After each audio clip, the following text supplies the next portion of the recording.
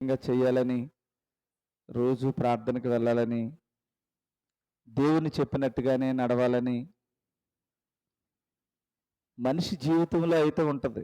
నాకు తెలిసి దేవుని భయం లేనివాడు ఎవడు నాకు తెలిసి ఎవడో గాని, మొత్తానికి ఈ గ్రామంలో ఉన్న వాళ్ళందరూ కూడా ఇంచుమించుగా దేవుడంటే ఎంతో కొంత భయమున్న వాళ్ళే. అందరూ కూడా కష్టం లేకుండా పోవాలనుకున్న వాళ్ళే గాని, కానీ మనిషి అది చెయ్యడానికి వీలు పడతలేదు. అంటే ఏది మంచి అనుకుంటున్నాడో అది చెయ్యడానికి వీలు పడతలేదు. ఏది దేవుడు చెప్పాడో అది అంతకంటే కష్టమైపోతుంది మనిషికి. ఎందుకంటారు? చెప్పండి ఆన్సరు. ఎందుకు మనిషి చేయలేకపోతున్నాడు?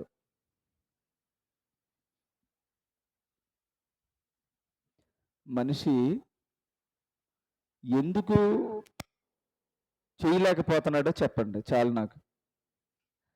ఏ మనిషి అయినా మంచిగా చేయాలనుకుంటున్నప్పుడు దేవుడు చెప్తున్నప్పుడు ఇన్ని రకాలుగా దేవుడు ఈ సృష్టిని చేశాడని, ఇన్ని ఇన్ని రకాలుగా మనకి దేవుడు ఎన్నో ఆశీర్వాదాలు ఇస్తున్నాడని, ఆ దేవుడి దగ్గరికొచ్చి ఆశీర్వాదాలు కోరుకుంటున్న మనం, ఆ దేవుడు చెప్పింది ఎందుకు చేయలేకపోతున్నాం?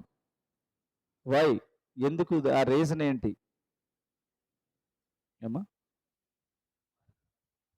కాబట్టి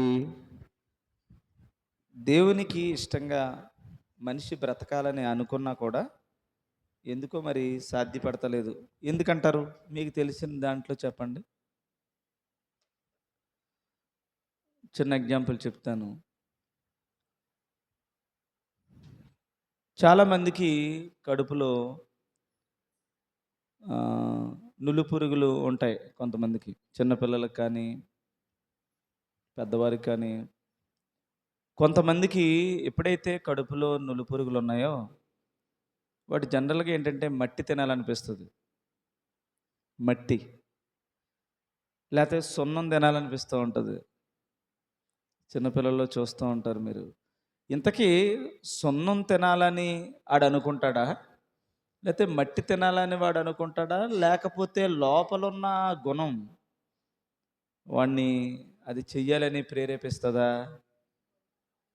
లోపల ఆ నులిపురుగులు ఆ మనిషికి అట్టి తత్వాన్ని, అట్టి మనస్సును కలిగిస్తాయి. అందుకని మట్టని తెలిసినా మట్టి తినాలనిపిస్తది. సున్నమని తెలిసినా సున్నం తినాలనిపిస్తదనమాట. ఒక వ్యక్తి దేనికైతే బానిసైపోయాడో, ఫర్ ఎగ్జాంపుల్ ఒక త్రాగుబోతుగా ఉన్నాడనుకోండి.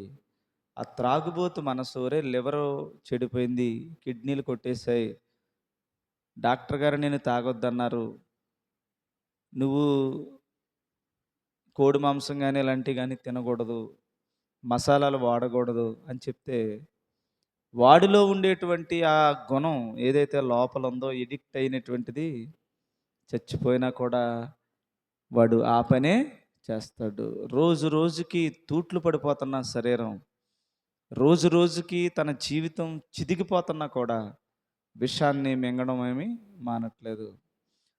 ఒక షుగర్ పేషెంట్‌ని మనం తీసుకుంటే, ఆ షుగర్ ఉన్న కారణంగా మొత్తం బాడీ అంతా ఎంత తిన్నా నీరసంగాను, ఎంత తిన్నా మళ్ళీ ఆకలిగాను, ఇలా తన జీవితంలో కూడా శరీర అవయవాలన్నీ రోజు రోజుకి బలహీనమై తన జీవితం కూడా ఇలాగైపోతుంది. షుగర్ ఉన్నవాడికి ఒక లక్షణం, జాండీస్ ఉన్నవాడికి ఒక లక్షణం. ఏమ్మా? ఏ వ్యాధి అయితే మనిషి శరీరంలో ఉందో ఆ వ్యాధి లక్షణాలు మనిషికి బయటికి కనిపిస్తాయి. అలాగే దేవుని నమ్మిన బిడ్డలమైన మనందరం కూడా దేవుని చిత్త ప్రకారంగా నడవాలని అనుకున్న మనలో ఉండేటువంటి పాపం, మనలో ఉండేటువంటి ఈ పాపపు లక్షణం మనిషిని ఏం చేస్తుందంటే లోపల పాపాన్ని ప్రేరేపిస్తూ ఉంది. ఇది ఎప్పటి వరకు ప్రేరేపిస్తుంది అంటే మరలా ఈ శరీరం ఒక మహిమ శరీరంగా మారేంత వరకు కూడా ఈ శరీరంకున్న గుణం ఏంటంటే పదే పదే పదే పదే పాపానికి ప్రేరణ కలుగజేస్తూ ఉంటుంది అనమాట. ఈ పాపపు ప్రేరణ దేని వలన కలుగుతుంది? ఈ శరీరం దేనికి ఎడిక్ట్ అవుతుంది? దేనిని అట్రాక్ట్ అవుతుంది అంటే పాపపు కార్యాలు అంటే ఏంటి? భౌతిక సంబంధమైనవి. అంటే శరీరం అవసరాలు ఏవైతే ఉంటాయో అవన్నీ పాప కార్యాలుగా మనం చూస్తూ ఉన్నాం. ఏదైనా సరే ఈ శరీరం కోరుకుంటున్నది ఏదైనా అది పాపంగానే మనం చూడాల్సొస్తుంది. మరి పాపపేచ్ఛలు, పాపపు భోగాలు మన జీవితాన్ని ప్రేరేపిస్తూ ఉండగా వాటిని అణుచుకుని, బైబిల్ చెప్తున్న మాటే, అణుచుకుని దేవునికి ఉపయోగకరంగా నీ జీవితాన్ని మలుచుకోవడమే ఏమా విశ్వాసి యొక్క ప్రధానమైనటువంటి లక్షణం. అవునంటారా కాదంటారా? అయితే ఇక్కడ దేవుని యొక్క శక్తి లేనిదే మనం అనుకున్నవేమీ సాధించలేము. మనం అనుకున్నవేమీ సాధించలేము దేవునిలో. ఎందుకంటే ఒక బలమైనటువంటి శక్తి మనలను వెంటాడుతూ ఉంది. నిన్ను పరలోకానికి వెళ్ళనివ్వకుండా, దేవుడు చెప్పినట్టు నడవనివ్వకుండా ఒక బలమైనటువంటి అపవాది నిన్ను అడుగడుగున ఆటంకపరుస్తూ ఉన్నాడు. ఇప్పుడు వాడిని మనం జయించాలంటే, ఈ పాపపు శరీరాన్ని మనం అధిగమించాలంటే, మనలో పుడుతున్నటువంటి ఈ పాపపు శరీర కోరికలు, డిజైర్స్ ఏవైతే ఉంటాయో వాటన్నింటినీ అధిగమించాలంటే దేవుడు నీకొక అద్భుతమైనటువంటి వరాన్ని ఇచ్చాడు. అదే పరిశుద్ధాత్మ. పరిశుద్ధాత్మను మనం సంపాదించుకోవడానికి మనం పరిశుద్ధాత్మ పూర్ణులమై సాతానును జయించొచ్చు. దురాత్మను ఎదిరించాలంటే దేవుని యొక్క ఆత్మను మనం సంపాదించాలి. దేవుని యొక్క ఆత్మ ఎవరి దగ్గరికి వస్తుంది? వాడి దగ్గర ఎలాంటి లక్షణాలు ఉండాలి, ఎలాంటి పరిస్థితిలో ఉండాలి అంటే, చాలామంది అనుకుంటున్నట్టు పాపమాడి నుంచి పోవాలి కాదు. అసలు పాపము నుండి విడుదల పొందడానికే పరిశుద్ధాత్మ నీకు కదా. పాపము నీలోనే ఉంది. ఆ పాపమైనటువంటి ఆ బ్రతుకులో నుండి నీకు విడుదల కావాలంటే ఎవరు కావాలి? నీకు పరిశుద్ధాత్మ నీకు కావాలి. పాపమును ఒప్పుకోవడం కావాలి, పాపమును విడిచిపెట్టడం కావాలి, పాపం అనే విషయాన్ని ఐడెంటిఫై చేయగలగాలి. ఆ పాపం చేరకుండా దేవునితో మనం ఏం చేయాలి? ఇష్టమయ్యేటట్టుగా దేవుని దగ్గర మనం కన్నీటితో ప్రార్థన చేయాలి. సింపుల్గా మిమ్మల్ని ఏమి ఇబ్బంది పెట్టకుండా, అంటే జనం తగ్గడానికి రీజన్ ఇది ఎక్కువ చెప్తున్నానా? అంతే, అదే ఉంటుంది, ఇంకా అంతకంటే. కాబట్టి కొంచెం సింపుల్గా చెప్తాను. సుంకరి పరిసయుడు ఒక చిన్న ఉపమానాన్ని మనం నేర్చుకుందాం. ఏ వ్యక్తి అయినా దేవుని మందిరానికి వచ్చినప్పుడు ఎలాంటి ప్రవర్తనతో ఉండాలి, ఎలా దేవునికి ఇష్టం అవ్వాలి, ఎలా దేవుడు మనలను క్షమించాలి, ఎలా దేవుడు మనలను ఇష్టలుగా మార్చుకోవాలి, ఇది ఈరోజు మనం నేర్చుకుంటున్నటువంటి పాఠం. మళ్ళీ చెప్తున్నాను, మన శరీరంలో పాపం ఉంది. ఆ పాపము రోజు పాపాన్ని ప్రేరేపిస్తూ ఉంటుంది. ఈ రోజున వాటన్నింటినీ జయించి రాగలిగారు ఇక్కడికి మీరు అందరూ కూడా. మిగతా వాళ్ళు రాలేకపోవడానికి ప్రధానమైన కారణం ఏంటంటే, పాపమునకు ఏది ప్రేరేపించిందో, అది టీవీనే కావచ్చు, శరీర సంబంధమైన కార్యాలే కావచ్చు, ఏదైనా ఒక వ్యక్తిని ఆటంకపరిచింది. దానిని జయించలేక ఓడిపోయి ఈ రోజున దేవుని మందిరానికి రాలేకపోయాడు. కారణం ఏదైనా కావచ్చు. అది నీ దృష్టికి, అసలు మన దృష్టికి మనం నీతిమంతులుగానే కనిపించవచ్చు, కానీ దేవుని దృష్టికి తప్పు చేస్తున్నాం, దేవుడు చిత్తాన్ని నెరవేర్చలేకపోతున్నాం. కాబట్టి ఈ పాపపు పురుగు మనిషిని తొలుస్తూ ఉంది, ఈ శరీరాన్ని అస్తవ్యస్తం చేస్తుంది, దేవునికి పనికి రాకుండా చేస్తుంది. లోక సువార్త 18వ అధ్యాయం 10వ వచనాన్ని మనం పరిశీలన చేద్దాం. ప్రార్థన చేయడానికి ఇద్దరు మనుష్యులు దేవాలయానికి, దేవుని మందిరానికి వచ్చారు. జాగ్రత్తగా వినాలి. ఎందుకు ప్రార్థన చేయాల్సిన అవసరం వచ్చింది? ఎందుకు ప్రార్థన చేయాల్సిన అవసరం ఏంటి? మనిషికి, ఇద్దరు మనుష్యులకి ప్రార్థన చేయాల్సిన అవసరం ఎందుకు వచ్చింది? నీకు నాకు ఈ రోజున దేవుని మందిరానికి రావాల్సిన అవసరం ఎందుకు వచ్చింది అంటే, పాపమును క్షమించేవాడు, నీకు మోక్షాన్ని, పరలోకాన్ని ఇచ్చేవాడు దేవుడే. పాపములను క్షమించేవాడు దేవుడే. నీ శరీరములో ఉండేటువంటి ఆ పురుగును చంపేవాడు దేవుడే. నీలో ఒక ఆధిపత్యాన్ని, ప్రభువుగా ఆయన నిన్ను పరిపాలించటానికి, నిన్ను నీ ఇంటిలోనికి వచ్చి నీతో పాటు భోజనం చేయడానికి నీవు దేవుని మందిరానికి రావాల్సిందే. దేవుని మందిరమునకు వచ్చిన తర్వాత, దేవుని మందిరములో నీవు వచ్చిన తర్వాత ఇమీడియట్గా నువ్వు చేయాల్సిన పని ఏంటో ఇద్దరు, ఒక ఉపమానాన్ని దేవుడు చెప్తున్నాడు. ఇద్దరు మనుషులు అని చెప్తున్నాడు. ఇద్దరు మనుషులు అనగా ఇద్దరు వ్యక్తులు మాత్రమే కాదు, రెండు మనస్తత్వాలు. ఒకటి దేవుని మందిరమునకు వచ్చే గుంపే. ఈ రెండు దేవుని మందిరానికి వచ్చే వాళ్ళ గురించే మాట్లాడుతున్నాడు. రాని గుంపుతో ఇంకా మాట్లాడట్లా, రాలేనటువంటి వాడితో మాట్లాడట్లేదు, వాడితో అసలు సంబంధమే లేదు. వచ్చిన నీతోనే ఈ రెండు మనస్తత్వాల గురించి మాట్లాడుతున్నాడు.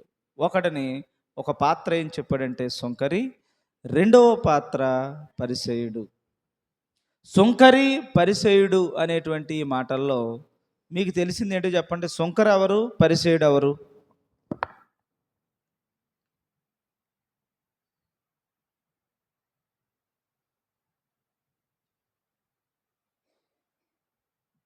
వింటారు కదా. సుంకరి ఎవరంటే రోమన్ ప్రభుత్వంలో వాళ్ళు పన్నులు వేసి, వీళ్ళు పరదేశులు, ఈ దేశానికి సంబంధించినటువంటి వ్యక్తులు కూడా కాదు, వాళ్ళు రోమన్. అక్కడికి వచ్చి పన్నులు వేసేవారు. పన్నులు వసూలు చేయడానికి స్థానికుల్లో ఉన్నటువంటి కొంతమందిని కూడా ఏర్పాటు చేసుకుంటూ ఉండేవారు. వీళ్ళు ఏదైతే రోమన్ గవర్నమెంట్ పన్నును వేసిందో ఆ పన్ను కంటే ఎక్కువ పన్నును వసూలు చేసేవారు వీళ్ళు. అసలు ఈ యూదులకి వీళ్ళంటేనే చిరాకు. వీళ్ళు ఒక పాపపు సంతతి, వీళ్ళ పాపాత్ములు అనేటువంటి భావం వాళ్ళకి ఎప్పుడూ ఉంటుందన్నమాట. వాళ్ళతో పాటు ప్రార్థనకు రావడానికి ఇష్టపడరు వాళ్ళు. వాళ్ళ ఇంటికి వెళ్ళి భోజనం చేయడానికి ఇష్టపడరు, వాళ్ళతో కలవడానికి ఇష్టపడరు. ఈ సుంకరి అంటే డబ్బున్న వాళ్ళే సుమా, అలాగని లేనోళ్ళు అనుకోకండి. లేని వాళ్ళు కాదు, వాళ్ళు ఉన్నవాళ్ళే. కానీ వారు పాపాత్మపు తెగ, పాపులు. వారు ఈ డబ్బు వసూలు చేసి అన్యాయంగా పేదల యొక్క రక్తాన్ని పీలుస్తున్న వారు. వీళ్ళు సుంకరంటేనే పాపులుగా యూదులు లెక్కిస్తారనమాట. అటువంటి తెగ సుంకరి. రెండవ తెగ ఏంటంటే పరిసయుడు. పరిసయుడు అనేటువంటి మాటకి ఏంటంటే, మీకు చూడండి, మోషే ధర్మశాస్త్రంలో ఉండేటువంటి 5 కాండాలు ఏవైతే ఉన్నాయో వాటిని నిశితంగా, ఒక విధంగా చెప్పాలంటే పంతులు గారు. పరిసయుడు అంటే ఎవరు? ఒక పంతులు గారు లాంటివాడు. అంటే నలుగురికి బోధించేవాడు, నిష్ణాతుడు. మోషే ధర్మశాస్త్రాన్ని అమూలాగ్రం పరిశీలన చేసినటువంటి వాడు. ధర్మశాస్త్రాన్ని తోచా తప్పకుండా పాటిస్తూ ఒక అద్భుతంగా ఇది ఎలా చేసిన వాడే గొప్పవాడు అని కాలరేగలేసుకుంటూ తన జీవితాన్ని గడిపేవాడు పరిచయుడు. వీళ్ళిద్దరూ కూడా ప్రభువు మందిరానికి వచ్చారు, దేవుని మందిరానికి వచ్చారు. దేవుని మందిరముకు వచ్చి ఎందుకు వచ్చారట? ప్రార్థన చేయడానికి వచ్చారు. వారిలో ఉండేటువంటి దేవుడు అంగీకరించటం, అంగీకరించకపోవడం అనే 2 విషయాలు మనకు అక్కడ తెలుస్తుందన్నమాట. మొదటి విషయం చదవండి. ఒకడు పరిచయుడు, ఒకడు సుంకరి. ఇప్పుడు చెప్పాను కదా వాళ్ళిద్దరు ఎవరెవరో. తర్వాత పరిచయుడు నిలవబడ్డాడట. దేవా, నేను చోరులను, అన్యాయస్తులను, వ్యభిచారులనైనా, ఇతర మనుష్యుల వలనైనను, సుంకరి వలనైనను ఉండనందుకు నీకు కృతజ్ఞతాస్తుతులు చెల్లించుచున్నాను అని ప్రార్థన చేస్తున్నాడట దేవుడికి. ఇంతకీ దేవుని మందిరానికి ఎందుకు రావాలి?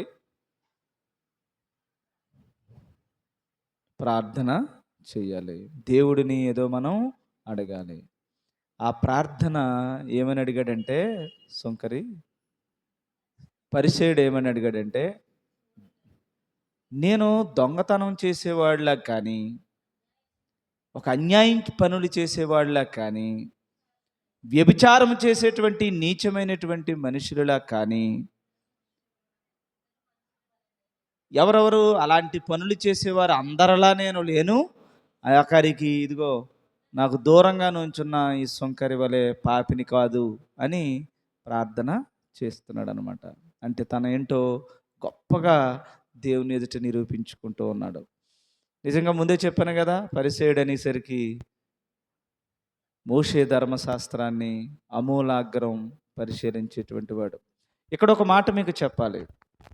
మోషే ధర్మశాస్త్రానికి యేసు ప్రభువు ఈ లోకానికి రావడానికి ప్రధానమైనటువంటి భేదం ఏంటో చెప్పండి ఆ రెండింటికి. ఇతను చేస్తుంది రైటా రాంగా? పరిసేయుడు రైటేనా? చోరుడిలాగా ఉందామా? పోనీ చోరుడు దొంగతనాలు చేసేవాడైతే దేవుని రాజ్యంలోకి వెళ్తాడా? వెళ్ళడు కదా. కరెక్ట్గానే చెప్పాడు కదా. మరి రెండవది వ్యభిచారం కానీ అన్యాయమైనటువంటి పనులు కానీ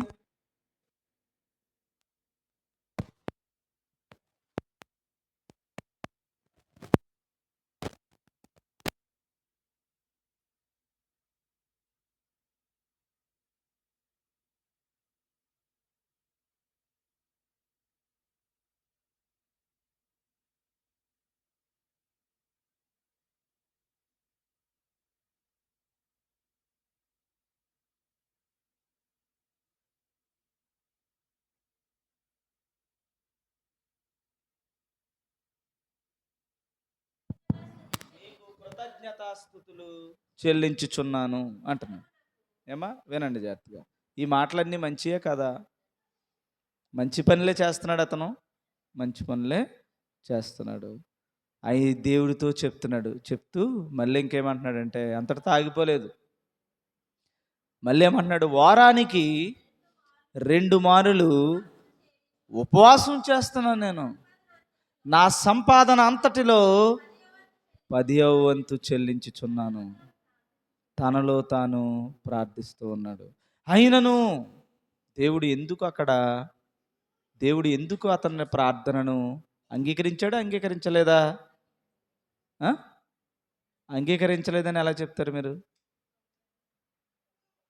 చదవండి. ఆ కాంటెక్స్ట్లో అంగీకరించలేదని ఉందా? దేవుడు పెట్టిన ఆజ్ఞలే కదా అవి. దేవుడు మోషే ధర్మశాస్త్రములు అతను ఏదైతే మాట్లాడుతున్నాడో అక్షర సత్యం అది. తను ఏది చదువుకున్నాడో అది తను పాటిస్తున్నాడు. పైగా ఇవన్నీ చేస్తున్నందుకు గర్వపడుతున్నాడు. తనను తాను హెచ్చించుకుంటున్నాడు. ఏంటి హెచ్చించుకోవడం? అదే ఉంది, ఆ కాంటెక్స్ట్లోనే ఉంది అది. ఏంటి హెచ్చించుకోవడం? నేను ఎలా చేశానని చెప్పుకోవడం హెచ్చించుకోవడమా? ఇలా చేశాను నేను, ఇదిగో నువ్వు దొంగతనం చేయొద్దన్నవయ్యా, దొంగతనం చేయకుండా నిలబడ్డాను, అది వాళ్ళందరూ చేస్తున్న పాపాలు నేనేమీ చెయ్యట్లేదు, నీకు వారానికి 2 సార్లు ఉపవాసం ఉంటున్నాను, అన్నింటికంటే ప్రాముఖ్యంగా నా సంపాదన అంతటిలో కూడా నేను నీకు 10వ వంతును చెల్లిస్తున్నాను. ఇది మోషే ధర్మశాస్త్రం క్షుణ్ణంగా అతను చేస్తున్నాడు. చదవతామా? అయితే సుంకరి దూరంగా నిలుచుండి ఆకాశం వైపు కన్నులెత్తి చూచి, ఆ చూచే ధైర్యం లేక, ఆకాశం వైపు చూసే ధైర్యం లేక రొమ్ము కొట్టుకొని నేను పాపాత్ముడునని దేవుని ఎదుట ఒప్పుకుంటూ ఉన్నాడు. ఒప్పుకుంటున్నాడా? పాపాన్ని దేవుని ఎదుట ఒప్పుకుంటున్నాడు. మరి అప్పుడు ఆ తర్వాత ఆయన ఆన్సర్ ఏంటో చూడమ్మా. దేవుడు అతని కంటే ఇతడు నీతిమంతుడుగా తీర్చబడి తన ఇంటికి వెళ్ళానని, ఏ ప్రార్థనకైతే వచ్చారో ఇద్దరు కలిసి, ఇద్దరు కూడా ఇతను గొప్పవాడిగా ఎంచబడి ఇంటికి వెళ్ళారట. ప్రార్థన అంటే ఆశీర్వాదంతో ఇంటికి వెళ్ళారు. ఇప్పుడు ఆ చదివిన కాంటెక్స్ట్లో పరిసయ్యుడు తక్కువవాడుగా, సుంకరి గొప్పవాడుగా ఎంచబడతాం ఇతని ఆజ్ఞలను అనుసరించడం తప్ప, లేకపోతే తనను తాను హెచ్చించుకోవడం తప్ప, లేకపోతే ఏంటి అక్కడ? ఇంతకీ ఇద్దరు నీతిమంతులేనా కాదా? ఇద్దరు నీతిమంతులే కదమ్మా. అతనికంటే ఇతను కొంచెం గొప్ప తప్ప ఇతను అన్యాయస్తుడనేమి దేవుడు చెప్పలా. బాగా చదువుకుంటే మనం అక్కడ మళ్ళీ పరిచయుడిని ఏమీ తక్కువ చేయలేదు. ఇతనికంటే అతను గొప్ప అన్నాడు. అతనికంటే ఇతను ఒక ముందుకి మెట్టెక్కాడు. ఇతనికంటే ఇతను ముందున్నాడు. ఇతనికంటే ఇతను నీతిమంతుడితోనే పోల్చాడా? ఇతడేమో దుష్టుడని అతడేమో నీతిమంతుడని ఏమి చెప్పలేదు దేవుడు. ఇద్దరూ నీతిమంతులే.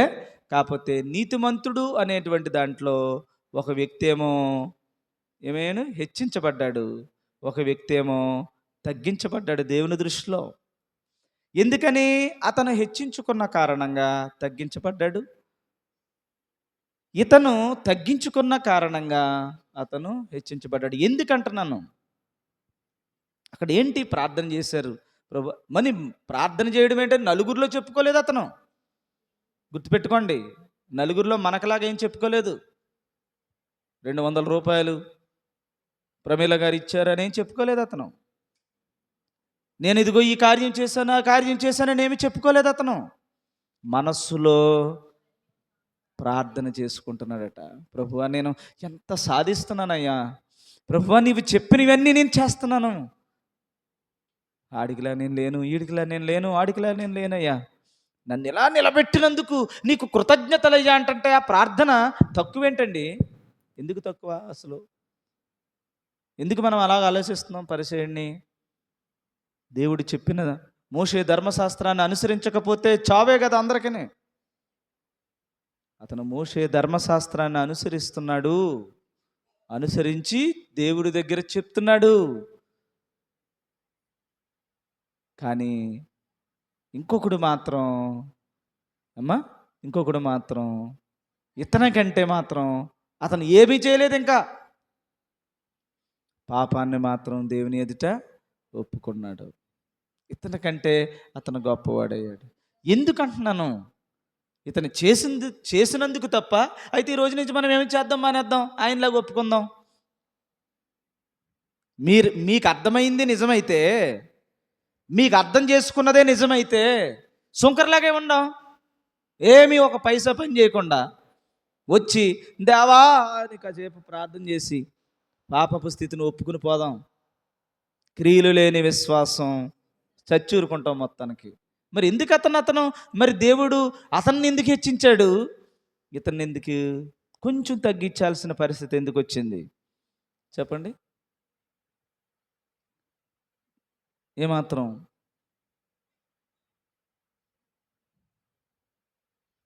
అక్కడే విషయం ఉందన్నమాట.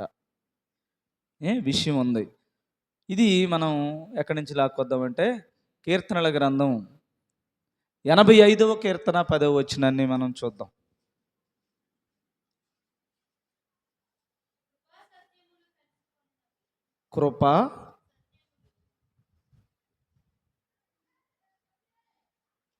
కృప సత్యములు కలుసుకున్నవి, నీతి సమాధానములు ఒకదానినొకటి ముద్దు పెట్టుకొనినవి. ఏంటివి? కృప సత్యం, నీతి సమాధానం. కృప అంటే ఏంటో చెప్పండి? కృప అంటే ఏంటో చెప్పండి? మీకు తెలుస్తుంది. ఇప్పుడు సుంకరి ప్రార్థన, పరిసయ్యుని ప్రార్థన ఎక్కడ కొంచెం తగ్గాడని మీకు తెలుస్తుంది. చెప్పండి. ఇందులో ఉన్న అర్థం మీరు గ్రహిస్తే అందులో ఉన్న వారి ప్రార్థనలో ఉన్న విషయం మీకు అర్థమవుతుంది. చెప్పండి, మీకు తెలిసి. కృప అంటే ఏంటి అసలు? అమ్మా, కాపుదల అంటే ఎలా? ఏం కాపుదల? ఆ మాట కరెక్టే కానీ అంటే ఎలా అని. మనిషిని రక్షించటానికి కాపుదల, దేవుడిచ్చే కాపుదల, అంతేనా? ఇంకా ఏమీ లేదమ్మా. కృప అనే మాట ఏంటంటే ఏ పాపములో ఇందాక పురుగు, మనలో ఉన్న పాపపు పురుగు మన శరీరంలో ఉండేటువంటి పురుగు పాపానికి ఏం చేస్తుంది? ప్రేరేపిస్తుంది కదా ఈ శరీరాన్ని. ప్రేరేపిస్తున్నటువంటి ఈ శరీరాన్ని ఏమా పాపంలో పడి చచ్చి నరకంలోకి వెళ్ళకుండా దేవుని దగ్గరికి వచ్చి గోజాడినప్పుడు దేవుడు నిన్ను కనికరించి తన ప్రేమను అనగా తన యొక్క శక్తిని నీకు దారపోసి ఆ పాపములో నుండి నిన్ను కాపాడుటకు దేవుడు చూపించే ఒక చిన్నపాటి దయనే కృప అంటాం. అంతేనా? కృప అంటే ఏంటి? ఇప్పుడు నిన్ను కాపాడడానికి చెల్లన్నట్టు కాపాడడానికి దేవుడు నీకు ఇచ్చే ఒక వరం, కృపావరం కదా.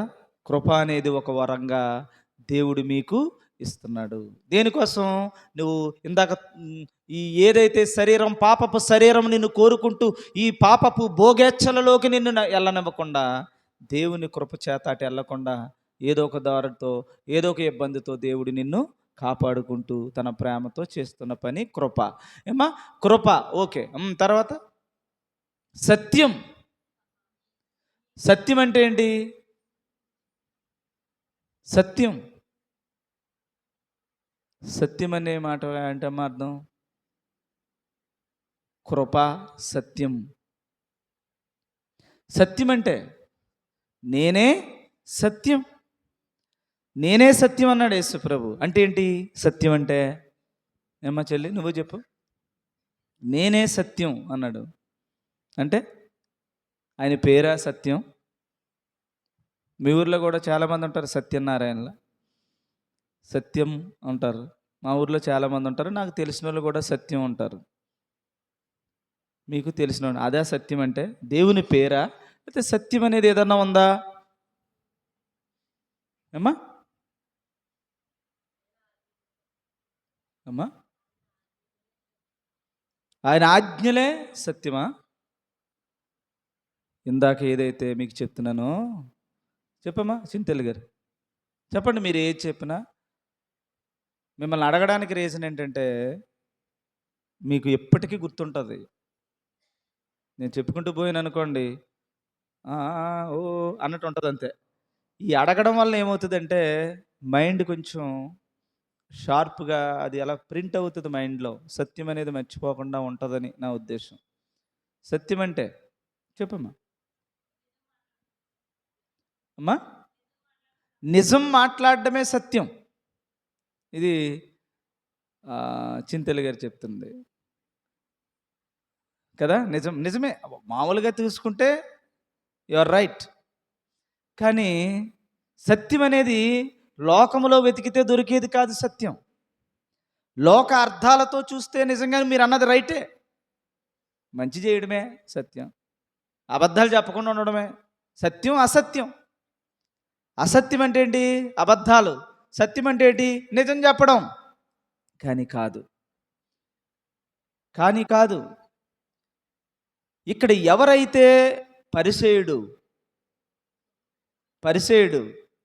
ఏ ధర్మశాస్త్రాన్ని అయితే ఫాలో అవుతున్నాడో, ఆ ధర్మశాస్త్రాన్ని చదువుతున్నటువంటి ప్రతి ఒక్కరూ ఆనాటి నుంచి ఈనాటి వరకు కూడా అందులో ఏం చదువుతున్నారో చేసా? మెస్సియ కోసం ఎదురు చూస్తూ ఉన్నారు. ఎందుకని మెస్సియ కోసం ఒక గొర్రె పిల్లను వాళ్ళు బలిస్తూ ఉన్నారు.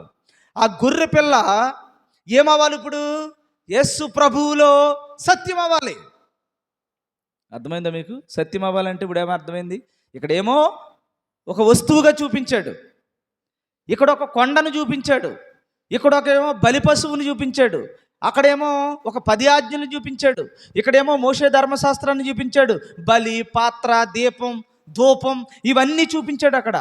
కానీ అవన్నీ యేసు ప్రభువులో సమస్తము సత్యముగా నిలబడ్డాయి. ఇప్పుడు వస్తువుగా ఉంటే, గొర్రెపిల్లగా ఉంటే నీకేమన్నా పాపమనే దానిని విమోచించడానికి అవకాశం ఉంటుందా? పాపాన్ని విమోచించి అదంతా ఏంటది? ఒక అలంకారప్రాయంగా ఛాయిగా చేశారు. ఇప్పుడు అది ఏమైంది? యేసు ప్రభువులో సత్యమైంది. దీపం ఒక ఛాయిలో చేశారు, యేసు ప్రభువులో అది ఏమైంది? సత్యమైంది. ఏదైతే ధర్మశాస్త్రంలో చేశారో అవన్నీ యేసు ప్రభువులో నెరవేరి సత్యమైంది. అందుకని ఆయన నెరవేర్చిన వాడు గనుక ఆయనే సత్యం. అర్థమవుతుంది ఇప్పుడు సత్యం అంటే ఇది?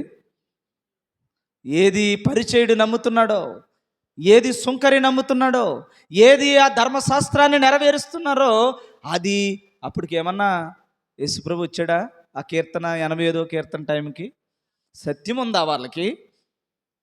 సత్యం ఉందా? సత్యాన్ని వెతుకుతున్నారా? సత్యాన్ని అసత్యంలో వెతుకుతున్నారు. అసత్యం అంటే అసత్యం కాదు సుమి, మళ్ళీ అలా కూడా మాట్లాడకూడదు. ఒక ఛాయిలో వెతుకుతున్నారు యథార్థత కోసం. యూదుడికైనా మెస్సయ్యను ఎదురు చూస్తున్నాడా లేదా? యూదులు కూడా మెస్సయ్యను ఎదురు చూస్తున్నారు, అంటే సత్యాన్ని ఎదురు చూస్తున్నారు. ఇవన్నీ జరిగించేవాడు నాదుడు వస్తాడని ఎదురు చూస్తున్నారు. ఆ సత్యం అందుకనే ఏంటట? కృప, ఆయన ఇచ్చే కృప, ఆయన ద్వారా మనకు వచ్చే సత్యం, ఇటు నెరవేర్పు అవన్నీ కలుసుకునునవని ఒక భక్తుడు ఆ రెండు జరగాలని తన ప్రేమలో అది చూస్తూ ఉన్నాడనమాట. పాత నిబంధన నుంచి కూడా చూస్తున్నాడు. అది జరిగిందా? వాళ్ళు అక్కడ ఉన్నప్పుడు యేసుప్రభు పుట్టాడా? లేదు. కానీ అవి కలుసుకుంటే, అది జరిగితే ఏదవుతుంది? ఏ పురుగైతే నీ శరీరంలో ఉందో, ఏ పతన వ్యవస్థకు నిన్ను లాక్కెళుతూ ఉన్నటువంటి ఈ పాపపు భోగెచ్చలు ఏవైతే ఉన్నాయో వీటన్నింటినీ నాశనము చేసే ఒక అంతం ఈ సత్యములోను ఈ కృపలోను మనకి దొరుకుతుంది అని చెప్తున్నాడు అనమాట. అందుకనే బలులు కానీ అర్పణలు కానీ వారి పాపపు స్థితి లేని ఏమీ చేయలేకపోయాయి. బలుల వల్ల అది మనకి ఇందులో ఉంది. గొర్రెల యొక్క రక్తముయు మేకల యొక్క రక్తముయు ఒక మనిషిని పాప విముక్తిని చేయడం అసాధ్యం అని రాసింది హెబ్రీయులు రాసిన పత్రికలో 9వ అధ్యాయం అనుకుంటా కదా. అవునా కదంటారా? మేకల యొక్కయు గొర్రెల యొక్క రక్తం అనేటువంటి అది రిఫరెన్స్ అంతేనమ్మా? 9వ అధ్యాయమేనా? 9వ అధ్యాయం 12వ వచనం. మేకల యొక్కయు కోడెల యొక్కయు రక్తముతో కాక తన స్వరక్తముతో తెచ్చాడంతే. ఆనాడు గొర్రె యొక్క మేక యొక్క రక్తం, కోడి యొక్క రక్తం తీసుకుని ఎప్పుడు ప్రధాన యాజకుడు ఎక్కడికి వెళ్ళేవాడు? మందసం దగ్గరికి వెళ్ళి అతి పరిశుద్ధ స్థలంలోనికి ప్రవేశించి అది తీసుకొచ్చి ప్రతి ఒక్కరి మీద చల్లేవాడు. చల్లుతున్నా ఆ పాపం పోతుందా? లేదు, ఛాయలో చేశాడు. ఇప్పుడు యేసు ప్రభు వచ్చి సత్యం వచ్చి అది నెరవేర్పులోకి వచ్చి ఆయనే సత్యమై, ఆయనే బలి అయి, ఆయన రక్తం ద్వారా ప్రవేశించాడు. రేపు మన అందరినీ కూడా పునీతులుగా మారుస్తూ ఉన్నాడు కదా. ఇది కృప, ఇది సత్యం. ఈ విషయం వాళ్ళకి తెలుసా తెలీదా? ఎవరికి? వాళ్ళకి తెలుసా? పరిసేడికి తెలుసా? ఇది తెలుసా కదమ్మా? తెలుసా లేదా? పరిసేడికి ఇదంతా తెలీదా? గ్రంథాన్ని పరిశీలించే పంతులు గారికి ఈ విషయం తెలియదంటారా? తెలుసు. ఈ పాయింట్ పెట్టుకోండి. రెండవది ఏం చెప్తున్నాడంటే కృప, సత్యము, నీతి అంటే ఏది? నీతి. ఏ నీతి అయితే నిన్ను రక్షించటానికి ఆనాడు నీతిని ప్రవేశపెట్టాడో, నీతి సూత్రాలు ప్రవేశపెట్టాడో, ఆజ్ఞలుగా ప్రవేశపెట్టాడో, ఆ నీతిని నెరవేర్చినటువంటి వాడికి ఇప్పుడు ఆయనే నీతి సూర్యుడిగా వస్తాడన్నమాట. అర్థమవుతుందమ్మా? నీతి ఎవరు?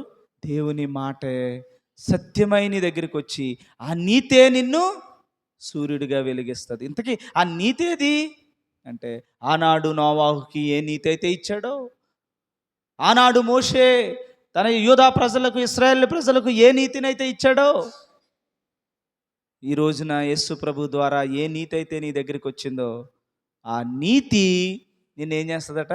నీతిని నెరవేర్చిన వాడికి ఏమొస్తుంది? సమాధానం వస్తుంది. అందుకనే రెండు అట ఒకరికొకటి ముద్దు పెట్టుకొనును. చూసారండి? సమాధానం ఎప్పుడు వస్తుంది? నీతిని నెరవేర్చిన వాడికి. నీతి అనగా ఏది? దేవుడు నీకేది ఆజ్ఞాపించాడో అది. ఆ ఆజ్ఞాపించినటువంటి వాడికి సమాధానం అనేటువంటిది వస్తుంది.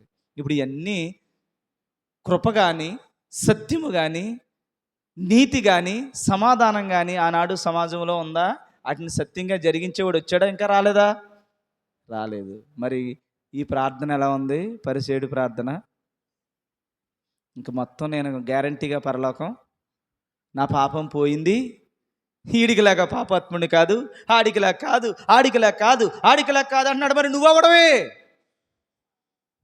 నువ్వు కూడా పాపివే.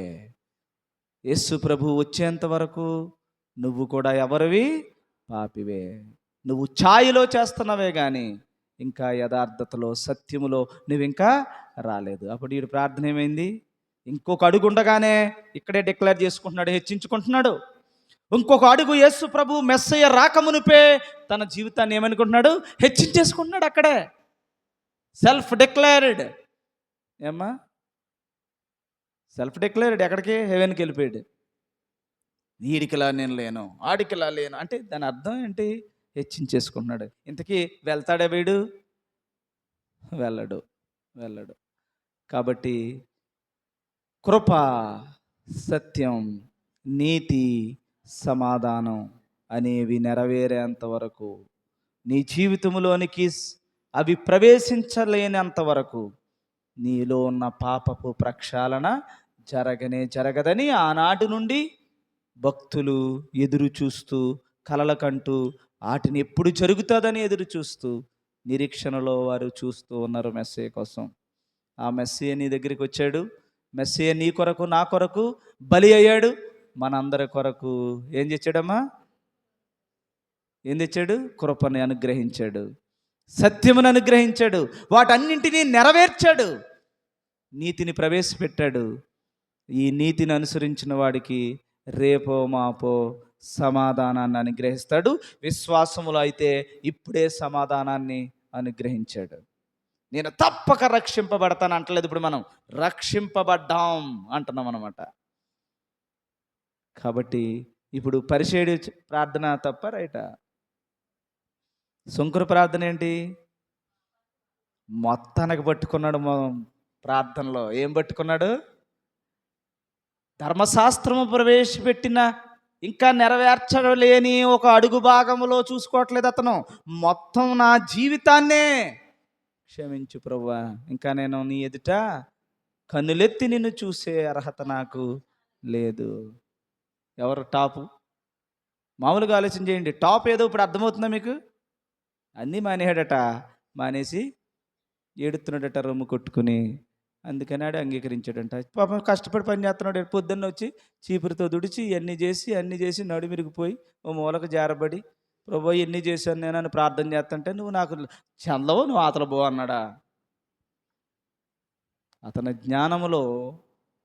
జ్ఞానములో ఏంటంటే నెరవేర్చుకోవలసిన భాగం ఉందన్న విషయం మర్చిపోయాడు. అదే ప్రార్థనలో ఇవన్నీ చేస్తున్నాను ప్రభువా, ఇవన్నీ యేసు ప్రభువు ద్వారా నా జీవితంలో నెరవేర్చి సమాధానమును పొందే స్థితి నాకు అనుగ్రహించు ప్రభువా, అప్పటి వరకు నీకు నేను దాసుణ్ణి అని ఆ ప్రార్థనలో ఆ మొక్క చేర్చుకుని ఉంటే ఏమయ్యాడు? ఇతను కూడా అతనికంటే గొప్పవాడవుడు. ఎందుకంటే గొప్పవాడవుదుడు? ఇతను ఇంకా నెరవేర్చాల్సిన భాగంలో నెరవేర్చలేకపోతున్నాడు. ఇతను ఆజ్ఞను నెరవేరుస్తున్నాడు, నిరీక్షణలో ఆది నెరవేర్పుకు ఎదురు చూస్తూ ఉన్నాడు. ఎంత గొప్పదవుతాడు? అందుకని ఇతని కంటే అతను నీతిమంతుడు అన్నాడంటే కరెక్ట్ పాయింట్ పట్టుకున్నాడు అక్కడ. మొదలకి అందరికీ పోయాల్సిందేది? ఈ గుండెను, ఈ శరీరాన్ని ప్రేరేపిస్తున్న ఈ సాతాను శక్తులను, పాపపు శరీరాన్ని క్షమించు ప్రభువా, నాకొక శక్తిని, ఈ పాపమును జయించటానికి నన్ను క్షమించు ప్రభువా. అసలు వండర్ అనమాట అతను పట్టుకున్న ప్రార్థన. ఇతను పట్టుకున్నది ఏంటి ఏమా? ఇతను పట్టుకున్నది ఏంటి? ప్రార్థన చూడండి, చదవండి, అందులో చదవండి. అయితే సుంకరి దూరముగా నిలుచుండి సరిపోక రొమ్ము కొట్టుకొనుచు